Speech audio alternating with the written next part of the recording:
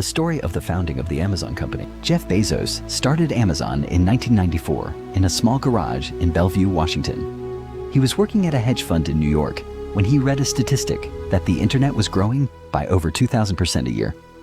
He quit his job immediately. He and his wife Mackenzie drove across the country while he wrote a business plan on his laptop. He wanted to sell everything online, but he chose books first because there were millions of titles and no physical store could stock them all. He named the company Amazon because he wanted a name that started with A and sounded as vast as the world's biggest river.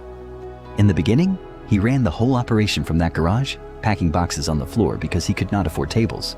Within a month, Amazon was shipping books to all 50 states and 45 countries. Investors were skeptical because Amazon was losing money every single year. Bezos told them this was intentional. He said he was building a business for the long term, not chasing quick profits.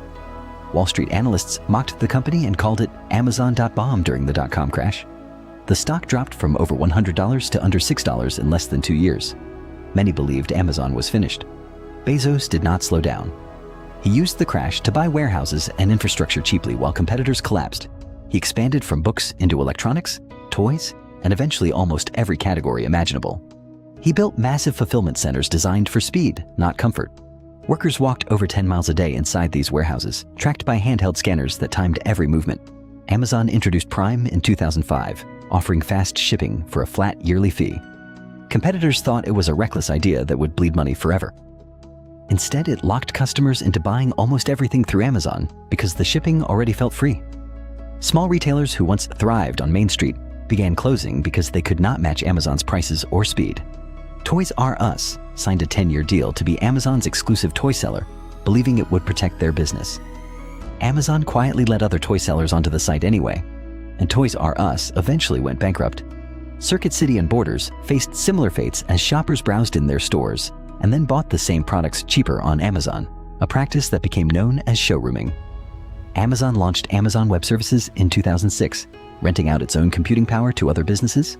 This became one of the most profitable divisions in the company, funding everything else Amazon did. When smaller companies tried to compete directly, Amazon often responded by cutting prices below cost until the rival ran out of money. This happened with Diapers.com, a startup that refused to sell to Amazon. Amazon dropped diaper prices so low, it was reportedly losing money on every sale, pressuring the founders until they agreed to be acquired. Once the deal closed, Amazon raised prices again.